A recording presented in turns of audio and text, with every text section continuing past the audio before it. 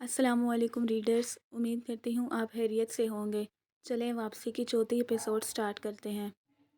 اس علاقے اور اس گھر کا بے تاج بادشاہ ہوں دیا۔ یہاں مستقیم کا حکم چلتا ہے۔ یہ سب کچھ مجھ سمیت تمہارا ہے۔ یہاں تم جیسے چاہو اپنی مرضی سے رہو، کسی کی مجال نہیں ہے کہ مداخلت کر جائے۔ قطار در قطار تن کر کھڑے درختوں کے بیچ سے گزرتے ہوئے مستقیم نے اس سے کہا تھا۔ وہ صبح اٹھ کر باقاعدگی سے جاگنگ کرتا تھا۔ آج اسے بھی اپنے ساتھ گھسیٹ لایا تھا۔ تمہیں پتہ ہے دیا، محبت اپنا آپ ضرور منواتی ہے۔ مجھے یقین ہے میں ایک دن تمہیں اپنی محبت سے جیت لوں گا۔ وہ چلتے چلتے رکا تو اس کے سامنے اس کا راستہ روک کر کھڑا ہو گیا۔ دیا نے اسے دانستہ نظر انداز کیا اور کترا کر نکلنا چاہا، مگر وہ لپک کر پھر اس کے راستے میں حائل ہو گیا۔ تم اپنے ہر راستے پہ مجھے اپنا منتظر پاؤ گی دیا، وہ اس کی آنکھوں میں جھانک کر بے رحمی سے بولا۔ تو دیا نے سپاٹ نظروں سے اسے دیکھا۔ زندگی ہر مرتبہ تمہاری من پسند سوغات جھولی میں ڈالے، یہ ضروری نہیں۔ خوش فہمیوں کا دائرہ وسیع مت کرو کہ پھر مایوسی کا سامنا کر کے ٹوٹ پھوٹ کے مرحلے سے گزرنا پڑے۔ میں بتا چکی ہوں، میرے دل میں تمہارے لیے ہرگز بھی کوئی گنجائش نہیں ہے، اور ایسے شخص کو میں کبھی اپنی ذات سے خوشی دینے کا سوچ بھی نہیں سکتی جس نے مجھ سے میرا سب کچھ چھین لیا ہو، میرے اپنے لوگ، میرے احساسات، یہاں تک کہ میری شناخت بھی۔ دیا ایک دم سسک اٹھی اور وہ بے چین ہونے لگا۔ مر جانے کی حد تک شرمندگی محسوس کرتی ہوں جب یہ خیال دامن گیر ہوتا ہے کہ میں ایک ڈاکو کی بیوی ہوں۔ وہ سسک سسک کر بے حال ہونے لگی۔ مستقیم کے دل میں عجیب سا درد کروٹیں لینے لگا۔ شاید وہ اس لڑکی کے ساتھ واقعی زیادتی کر گیا تھا۔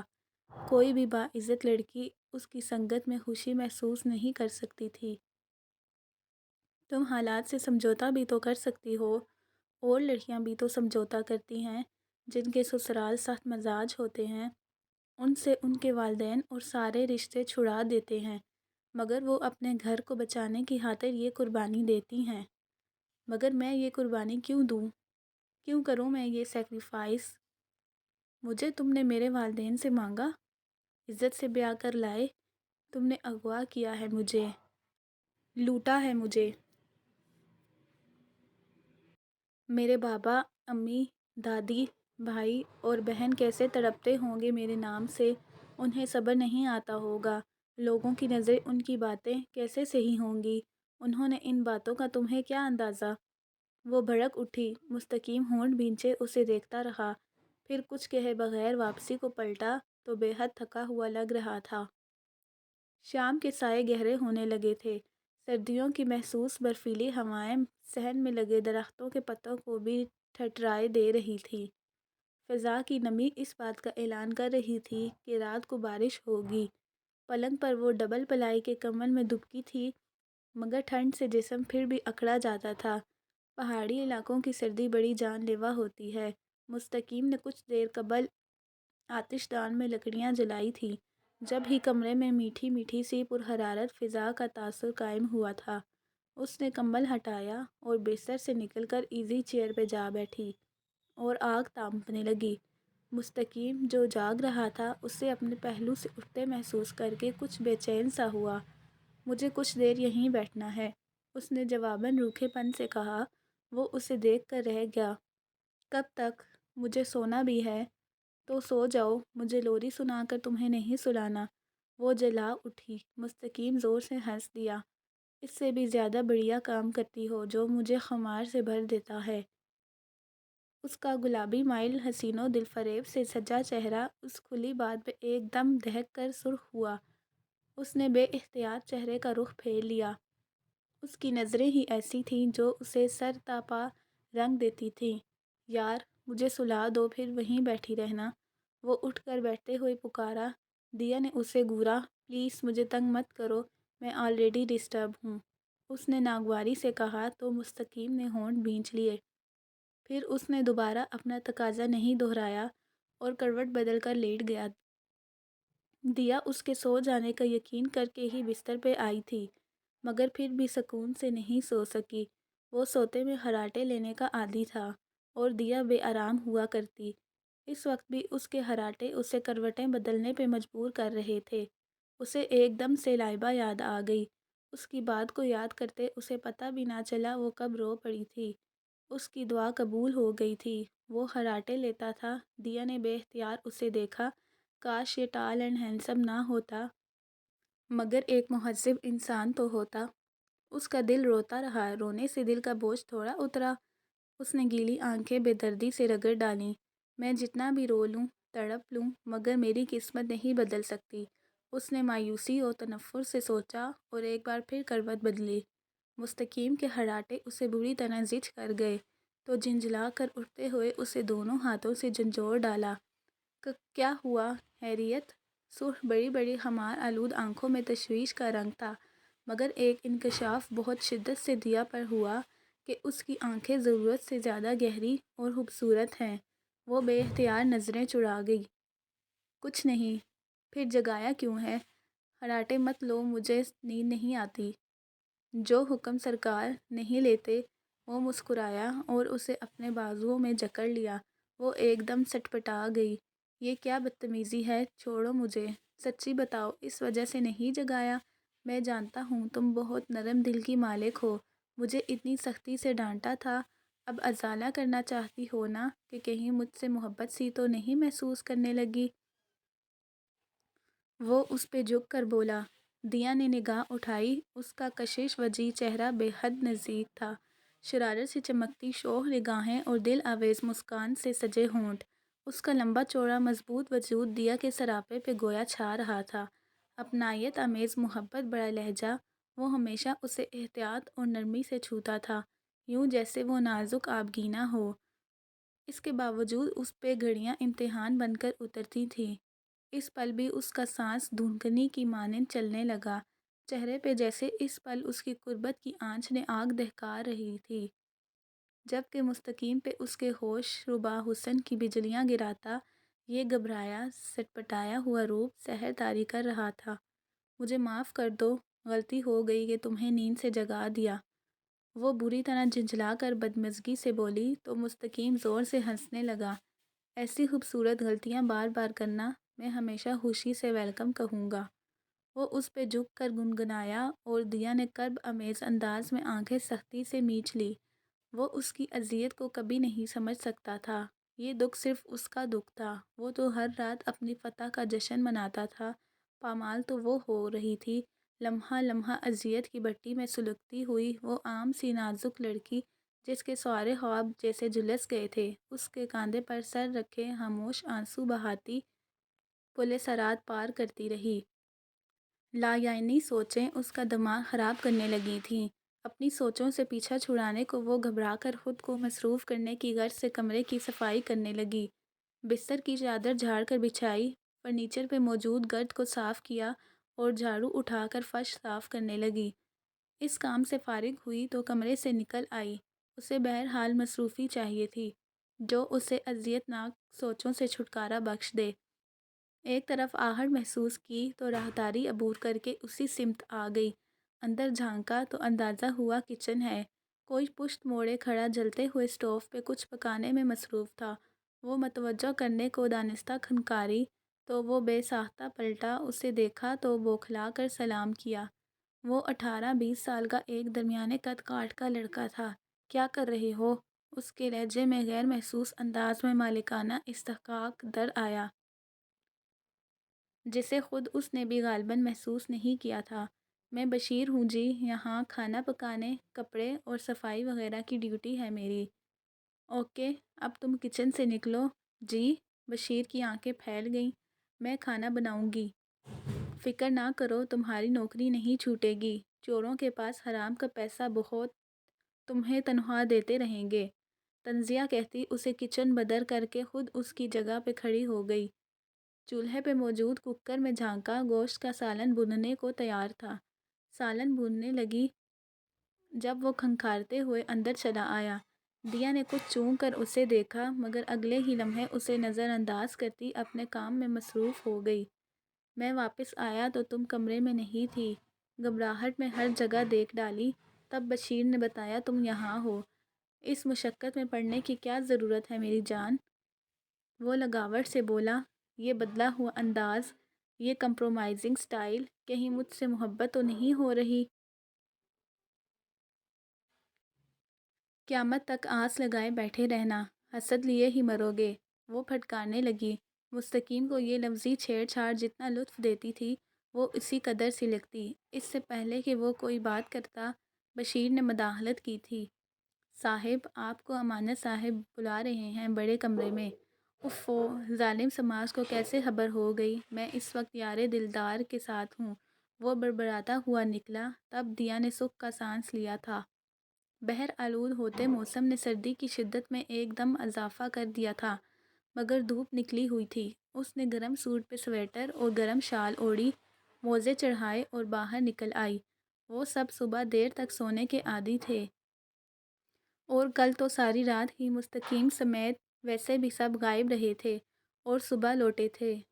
وہ جان سکتی تھی وہ کس مقصد سے گئے ہیں۔ دل میں نیا درد ہلکولے لینے لگا تھا۔ ایک اور گھر برباد ہونے والا تھا اور وہ کچھ بھی نہیں کر سکتی تھی۔ بہت چاہا ذہن بٹ جائے مگر وہ سو نہیں پائی تھی۔ ساری رات آنکھوں میں کاٹ دی تھی۔ رات کا آخری پہر بھی اختتام پذیر تھا جب ان کی آہٹیں سنائی دی تھی۔ مستقیم اپنے کمرے میں آیا تو اسے کھڑکی کی طرف رخ پھیرے دیکھ کر چونکا۔ آج جلدی اٹھ گئی تم؟ اس کے قریب آتے ہوئے مستقیم نے اس کے کاندھوں پہ ہاتھ رکھ دیے تھے۔ دیا نے رخ پھیرے بغیر محض گردن موڑ کر اسے دیکھا۔ میں رات بھر نہیں سوئی ہوں۔ اس کے لہجے میں طنز نہیں، بے بسی تھی، لاچاری اور کرب تھا۔ مستقیم زور سے چونکا۔ کیوں؟ ارے کہیں تم میری کمی تو نہیں محسوس کر رہی تھی؟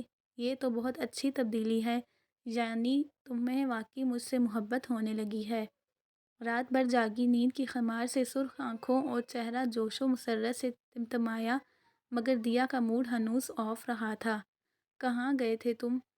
وہ اذیت کے پلے سرات طے کرنے لگی۔ یار، روزی روٹی کے وسیلے بکواس مت کرو، تم بہت بڑے جھوٹے ہو، لوٹتے ہو لوگوں کو اور سمجھتے ہو تم نے یہ کمائی کی ہے۔ وہ پھٹ پڑی۔ مستقیم نے ایک نظر اسے دیکھا۔ وہ بستر کی طرف بڑھتے ہوئے بولا تھا، تمہیں پتہ ہے آج ہم پولیس کے ہتھے چڑھتے چڑھتے رہ گئے، بڑی مشکل سے جان بچا کر آئے ہیں، ورنہ تم بیوہ بھی ہو سکتی تھی۔ تکیہ سیدھا کر کے لیٹتے ہوئے وہ گویا اسے اپنی تئیں ہولناک خبر سنا رہا تھا۔ کاش ایسا ہو جاتا، کسی طرح سے ہی جان تو چھوٹتی تم سے۔ اس کا دماغ غصے کی زیادتی سے ابل رہا تھا، مگر مستقیم ایک دم ساخت ہو گیا تھا۔ اتنی نفرت کرتی ہو مجھ سے؟ کافی دیر بعد جب وہ بولا تو لہجہ عجیب سا تھا۔ دیا نے آگ اگلتی نگاہوں سے اسے دیکھا اور ہونٹ سکوڑ کر بولی تھی، کیسے یقین کرو گے؟ اس کا لہجہ طنز کی آگ میں جھلسا ہوا تھا۔ مستقیم اٹھ کر بیٹھ گیا، اپنی جینس کی جیب میں ہاتھ ڈالا اور ایک نسبتاً چھوٹا مگر جدید ریوالور نکال کر اس کے آگے بستر پر پھینک دیا۔ یہ لوڈڈ ہے، شاید اس وقت اس میں 4-5 گولیاں ہیں۔ تمہیں اجازت ہے، تم مجھے مار کر یہ حسرت پوری کر لو۔ وہ خطرناک حد تک سنجیدگی سے بولا۔ دیا نے نفرت سے سر جھٹکا۔ مجھے اگر ایسا کرنا ہوتا تو پھر خود کو تمہارے ہاتھوں میں پامال ہونے دیتی۔ مستقیم کے چہرے کی رنگت متوجہ ہونے لگی۔ اس نے بہت بے دردی سے ہونٹ کاٹے تھے۔ میں نے نکاح کیا ہے تم سے دیا۔ اس نے جیسے اپنا دفاع کیا۔ ہاں، گن پوائنٹ پہ، وہ پھنکاری، اور مستقیم لاجواب ہو کر رہ گیا تھا۔ وہ اسی غصیلے موڈ میں کمرے سے نکل گئی، کچن میں آ کر ناشتہ تیار کیا اور دوبارہ کمرے میں آ گئی۔ وہ کروٹ کے بل لیٹا شاید سو رہا تھا۔ وہ چادر اور جوتے پہن کر باہر آ گئی۔ یہاں فطری حسن جا بجا بکھرا ہوا تھا۔ سرو قامت سرسبز و شاداب درخت، ہری بھری گھاس، ڈھیر سارے جنگلی پھول، تانگاہ پھیلی ہریالی، پرندوں کی سریلی آوازیں، پھولوں کی بھینی بھینی دل فریب خوشبو، سب سے بڑھ کر تنہائی اور خاموشی۔ وہ ایک درخت کے تنے سے ٹیک لگا کر بیٹھ گئی۔ دل بے حد اداس تھا، آنکھوں کے گوشے نم ہوتے جا رہے تھے۔ زندگی کا ایسا رخ سامنے تھا جس کا ہر پہلو تکلیف دہ تھا، اور وہ خود فراموشی کی چادر اوڑھنے کی کوشش میں ہلکان ہوئی جاتی، مگر حقیقت کی قرب نہ ہی ہر طرح سے اسے اپنا احساس بخشتی تھی۔ اس کا جی چاہا کسی مہربان کاندھے پہ سر رکھ کے بہت سارا روئے۔ سکون، نیند، سب کچھ حرام ہو گیا تھا۔ کبھی کبھار یہ بے بسی ایسے ہی منطقانہ احساس میں ڈلتی کہ اس کا جی چاہتا سچ مچ مستقیم کو قتل کر دے۔ ایک ایسا نفس پرست انسان تھا، خود غرضی، سفاکی اور بے حسی کی انتہا تھی اس ظالم و شقی کی کہ محض اپنے غرور کی بلکہ مردانگی کے غرور کی تسکین کی خاطر پسندیدہ ہستی کو جیسے بن سکا حاصل کر لیا، ملکیت کا ٹھپا لگا کر اپنے سنہرے پنجرے میں قید کر لیا، فتح کے اظہار کے لیے غرور کی حد برتری کی انتہا کہ ایک جیتے جاگتے وجود کو استحقاق کی بیڑیوں میں جکڑ کر بے بس کر دیا جائے۔ یہ ملکیت کا ظالمانہ طریقہ کار اسے وحشت زدہ رکھتا، نفرت پہ اکساتا رہتا۔ رونے کے لیے یہ جگہ کچھ ایسی محفوظ اور متاثر کن بھی نہیں کہ تم جب جی چاہے منہ اٹھا کر یہاں چلی آؤ۔ بتا چکا ہوں یہ جنگل خطرناک اور خونخوار قسم کے جانوروں سے بھرا پڑا ہے۔ سوکھے پتوں پہ پہلے اس کے قدموں کی آہٹ ابھری تھی، پھر ہفا ہفا سی آواز۔ دیا جھنجھلا کر پلٹی۔ تم میری جان کیوں نہیں چھوڑ دیتے ہو؟ اللہ سے التجا کرو، وہ سمیع الدعا ہے، جی کھول کر بدعائیں دو۔ اس بار بچ گئے ہیں، اگلی بار نہ بچ پائیں، ہمیشہ کے لیے جان چھوٹ جائے گی۔ اس کے ہتک آمیز انداز پہ جواباً وہ بھی غصیلے موڈ میں بولا تھا تو دیا نے سلگتی ہوئی نظروں سے اسے دیکھا۔ اگر میری دعاؤں میں اثر ہوتا تو آج یوں قسمت کو نہ رو رہی ہوتی۔ اس کی بات پہ مستقیم نے ہونٹ بھینچ کر خود پہ ضبط کیا، پھر توقف سے دھیمے لہجے میں بولا تھا، اندر چلو پلیز، میں بہت تھکا ہوا ہوں، اس وقت یہاں تمہارا پہرا نہیں دے سکتا۔ تو مت دو، جاؤ سو جا کے۔ میں ابھی نہیں جاؤں گی، کر لو جو کر سکتے ہو، وہ ہونٹ سکوڑ کر نحوست سے بولی تو مستقیم نے ہارے ہوئے انداز میں ٹھنڈا سانس کھینچا۔ کر تو بہت کچھ سکتا ہوں مگر کرنا نہیں چاہتا۔ ٹھیک ہے ظالم لڑکی، بیٹھو جب تک تمہارا جی چاہے، مجبوری ہے، دل کا معاملہ جو ہوا۔ وہ اس کے عین سامنے سفیدے کے چوڑے تنے سے ٹیک لگا کر ٹانگیں سیدھی کر کے تقریباً نیم دراز ہو گیا، جبکہ دیا ایک پل کو ششدر ہوئی تھی۔ وہ گرم کپڑوں پہ سویٹر اور شال پہنے تھی، پھر بھی سردی اتنی شدید تھی کہ گویا ہڈیوں میں موجود گودے کو بھی جما رہی تھی، مگر وہ اس وقت جینس پہ بنیان پہنے ہوئے تھا، یعنی جیسے تھا ویسے ہی اس کی تلاش میں اٹھ کر چلا آیا تھا۔ یقیناً سردی تو اسے بھی لگ رہی ہوگی، مگر کیا یہ مجھ سے واقعی محبت کرتا ہے؟ اس نے پہلی مرتبہ اس نکتے پہ سوچا اور کچھ عجیب سے احساسات کا شکار ہونے لگی، اور محض اس سے دھیان ہٹانے کو رخ پھیر لیا۔ جانے کتنی دیر بیت گئی پتہ نہیں، وہ اپنا ضبط آزما رہی تھی یا اس کا۔ وہ اب چھینکنے لگا تھا مگر استقامت ہنوز اپنی جگہ تھی۔ آسمان پہ بادل گہرے ہو رہے تھے، سورج کی جو جھلک نظر آئی تھی وہ مکمل طور پر بادلوں کی اوٹ میں غائب ہو گئی۔ ہواؤں کی شوریدہ سری بھی بڑھنے لگی۔ اس نے خشک پتوں پہ سرسراہٹ سنی مگر رخ نہیں پھیرا، مگر اس وقت اس کے حلق سے بے ساختہ کربناک چیخ نکل گئی تھی جب کسی درخت کی شاخ سے لٹکتے بنمانس نے ایک دم اس پہ چھلانگ لگائی۔ تو ریڈرز اینڈ ویورز، آج تک کے لیے بس اتنا ہی۔ ملتے ہیں نیکسٹ ایپیسوڈ کے ساتھ۔ ویڈیو کو لائک اور چینل کو سبسکرائب کریں۔ تب تک کے لیے اللہ حافظ۔